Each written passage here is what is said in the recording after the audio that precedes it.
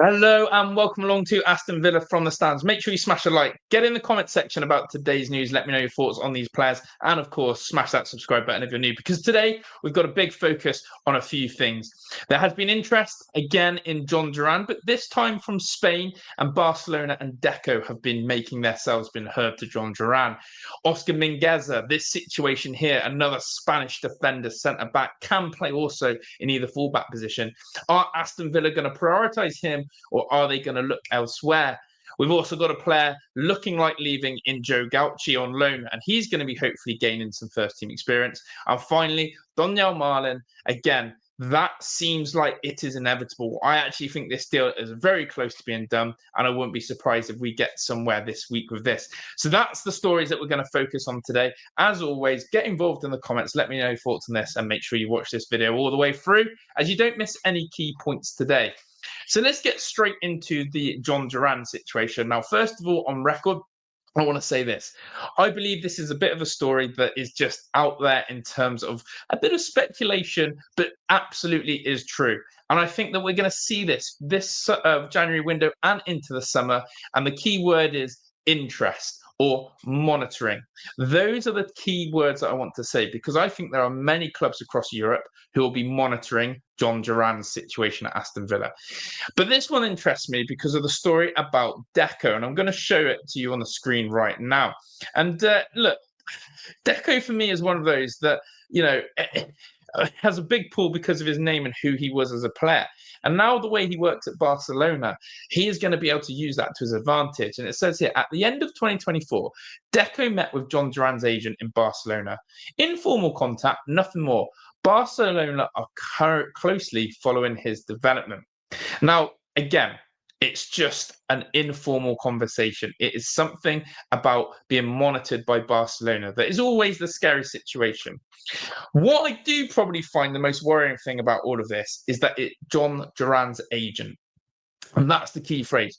Jhon Duran's agent nearly wrecked Jhon Duran in the summer by nearly forcing that move to Chelsea, trying to force that move away from Aston Villa. And in the end, it all collapsed. And Jhon Duran and Unai Emery have worked closely together to build a relationship in which we were able to move forward. However, there are still people inside Villa, and I've had people comment on my videos as well, especially someone like Mike Kane, who is dead certain that Jhon Duran will leave us, if not this January, in the summer. And so it does beg me to believe, with a new contract as well given to Jhon Duran, how on earth are we going to be able to keep hold of such a high prospect, a talented player, when big clubs like Barcelona and your Real Madrids and your big stars of Europe are able to have an interest in Jhon Duran? And one little whisper in his agent's ear, you never know. But as I'm saying, this story is all about monitoring the situation and also informal talks. Nothing more, nothing less. But I think it's good to bring to your attention that absolutely we cannot sleep on the fact that Jhon Duran is going to be ours forever, or certainly in the next year or two. I think we're going to have to deal with a lot of these stories. So let me know. Would Jhon Duran be a good fit for Barcelona, especially with Lewandowski and the age that he is? And is it something that Barcelona are crying out for again, a player like him? Or really, do you think, again, are you confident that Jhon Duran is going to stay definitely this window and the next window? Would love to know your thoughts on that one. So that's the first story. The next one then goes back into the defensive position. And this guy's name, of course, if you've been following the Villa news, Oscar Mingueza. Now, these two stories have conflicting ways of going about, really. And that is because one story has already said that basically, we are very much interested in Oscar Mingueza. Now, there's another story that I'm going to pull with you, which is this one then. So let me just get this one up. Here, so Fabrizio Romano. Fabrizio Romano has said Aston Villa started talks to explore a move for Oscar Mingueza. This obviously came at 10:30 this morning. So again, we talk about Fabrizio Romano in terms of his tier, his level of scouting, and his level of transfer news. It is pretty much the God tier. So you think about it, we're in talks again, exploring a move. Now, exploring a move doesn't necessarily mean it's going to happen, but it definitely means that we're showing interest and we're going to start opening those conversations with said player. However, then, the story was then backed up further in a different perspective about Oscar Mingueza, where actually we have to now weigh up a decision. Do we want Oscar Mingueza, or actually are we going to prioritise elsewhere? And as you can see, this one comes from Jacob Tanswell, who is, of course, the chief correspondent for Aston Villa in terms of, as you can see here, he writes for The Athletic, so he covers Aston Villa a lot. And he says, Aston Villa have not yet decided whether to prioritise Oscar Mingueza and are considering a handful of other options at right back. Now, I find that quite interesting that essentially we have the what I would call Fabrizio Romano tier list, God list in terms of the transfer market, and he's saying we've started exploring options. Whereas now Jacob Tanswell's brought a more personal approach later on in the day and said, you know what, we might be looking at him, but we will probably be exploring other options as well. And therefore, if we're going for Oscar Mingueza, it's got to be the right player and the right price. And so I've had a look at what is this guy about? Why is it that Aston Villa are so keen on him? And what is it we would be getting? And why we have to prioritise whether we're going to splash in the money for him? Because again, in terms of the price and where we're at, his contract ends in 2026, so next summer. So we'd have to probably pay quite a bit of a fee. And I'm looking at the region, I reckon, of 15 to 20 million euros plus add-ons is my guess as where I've been. He is a Spanish international, 2 caps, but he can't quite break into that Spanish national team. And I'll show you what I mean by that in a second. He's 25 years old and finds himself at Celta Vigo. Now, some of you may have gone, hey, I recognise this guy. Well, he definitely had a longer hair and a much different haircut because he used to play for Barcelona and played there for 2 seasons when Barca went through their transitional period. But he obviously joined Celta Vigo in 2022. So he spent 2 seasons before at Barcelona. This is how he's got on so far, though. And it's quite attractive when you see it. At 17 games, 2 goals and 5 assists as a defender. And it's this assists that I quite like. 5 assists as a defender. And I've read reports that this guy can play either centre-back or either full-back position. And straight away, this to me sounds like an Unai player even more than Wesley Franca. Because with this guy, he can definitely play in a back three. He can definitely fill in our full-back woes, especially at right back if we're playing at full-back. But he seems to be able to be a very versatile player. But 5 assists and 2 goals in 17 games for a defender, yes, please. Loving a bit of that from Oscar Mingueza. Furthermore, though, if you want to talk about him as a Spanish international, you can see that he's appeared on the bench since last May 2024 for all of Spain's international games.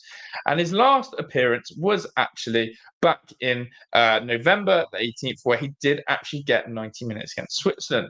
So he is starting to break into the Spanish side, potentially, and something to keep an eye out on for him. So look, this guy for me, a very, very useful player. Again, looking at his injury record, only 1 game he's missed through injury, and he's a solid 90-minute man. As you can see, the last 5 games he's had 90 minutes. So look, he's played left back, he's played right mid, he's played right back, he's played very versatile. And that is something what is exciting me. This seems to be a very versatile player, a very versatile defender who can fill a plethora of positions. Now, is that what Aston Villa need right now? Someone who can fill in a load of positions and be pretty decent?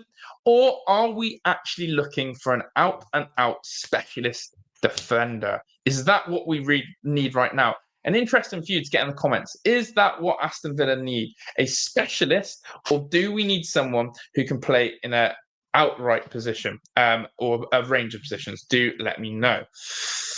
On to the next one then, and it is of course none other than Joe Gauci, the weirdest signing by far that Aston Villa has made, definitely one for the future. The young Australian keeper says is expected to leave on loan this month. Interest from KVC Westerlo, says John Towley again. Now, again, would make sense for a player like Joe Gauci to move out on loan. He's had hardly any game time. He's only played in the Cups. And with Robin Olsen at our disposal, it really looks like that actually we could do with this lad now getting some minutes under his belt, ready for more first-team football. And I definitely don't think we're ever going to sell him, but I do think that we will need to loan him out. Now, this is the club in which he's joining, KVC Westerlo, should I say. They are in the Belgian League, 12th in the Belgian Pro League. Now, you would see and recognise some of these team names in the Belgian League: Genk, Club Brugge, Anderlecht, Ghent, Union Saint-Gallen. But look at where they are. Joe Gauci would be joining a side facing a little bit of a relegation battle. And actually, for a goalkeeper, that is probably a really good move. A team that is battling to try and stay for survival, a team that will be facing a lot of shots on their goal. And why not? Why not go and test yourself in a completely different league? So I actually quite like the idea of Joe Gauci, as long as he's playing week in, week out, joining a side like KVC Westerlo. So maybe, just maybe, that one is to keep an eye on. But I'm sure if the teams know that Aston Villa are willing to let Joe Gauci go on loan, then actually we could have a lot more interest coming his way. Finally, then, on this, the Donyell Malen situation, we addressed this the other day, but it believes, and there's been some noise, of course, that Villa look more and more favourites. I've seen quite a few articles about this, that we do seem poised to be favourites to sign him. Well, a story came out today at 10 this morning. Donyell Malen has reached a personal agreement with Aston Villa. Now, I must say the tier and the source of this isn't exactly godless standard. Okay, it is an account here, Football International, 526,000 followers, and it is the official count of VI. And look, it's a news app basically from Holland. So when we talk about the credibility, I'm not going to put it high. But what I am going to say is that it is an account that is Dutch, with Donyell Malen being Dutch as well. There's going to be some link and understanding with that one. But because it's from a Dutch source, I do put it a little bit higher than what I would maybe regard to any other news app or sort of source like that. I think, and I believe this, that we are crying out for that wide forward who can play either side, who is going to be available. And I think that Donyell Malen will be signed for us. And I believe Aston Villa would have filled that position before our Premier League game against Everton next Wednesday. Just watch this space. I'm very confident in this one. But big up to everyone who's watched this all the way to here. Make sure you smash a like. Get in the comment section. I want to hear your thoughts on all these players. Something you agree, disagree on. Do you like what you're hearing? But by all means, let me know your thoughts. Hope you enjoyed this video. Smash a like, subscribe. I'm out of here. Ta-da!